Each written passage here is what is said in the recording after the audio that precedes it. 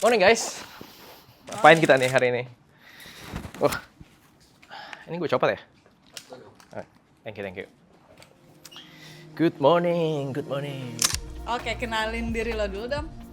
Halo, nama gue Timo, tim principal dan CMO dari PT Pintu Kemana Saja. CMO tuh apa sih? Really?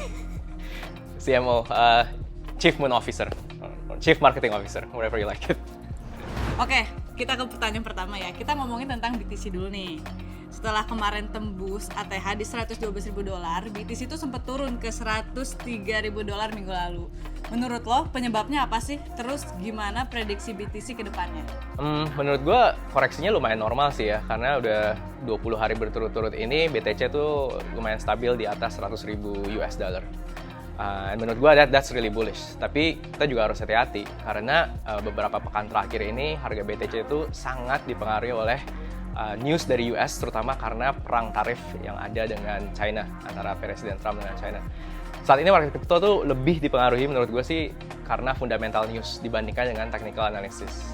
Nah, market crypto likely akan jadi lebih volatil lagi dalam beberapa waktu ke depan semakin kita dekat dengan tenggat waktu perundingan tarif di tanggal 9 Juli 2025 nanti. So guys, please proceed with caution. Banyak analis nih yang bilang ada korelasi antara naiknya M2 money supply yang akan diikuti kenaikan harga Bitcoin. Menurut lo bener kayak gitu nggak? Very technical man. Sebelumnya lo ngerti nggak M2 itu apa? Dan juga ada M1 istilahnya, ngerti nggak itu apa?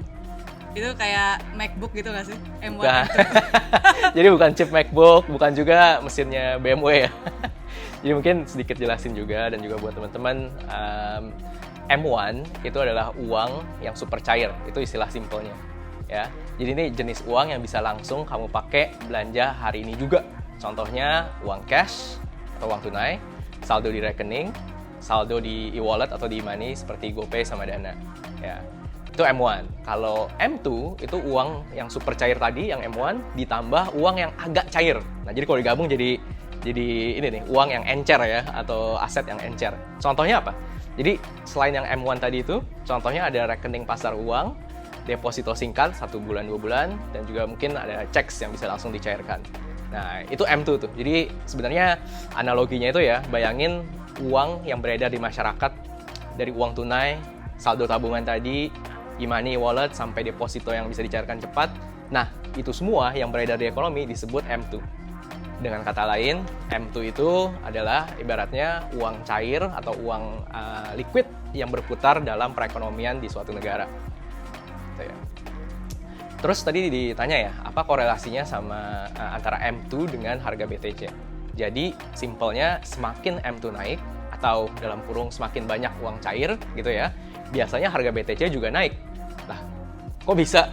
Karena semakin orang punya akses ke duit yang cair atau ke aset yang cair, semakin likely buat mereka itu untuk invest ke aset-aset berisiko seperti saham, properti, atau kripto, termasuk Bitcoin. And that's why biasanya semakin naik M2 juga akan semakin naik harga dari Bitcoin dan kripto lainnya.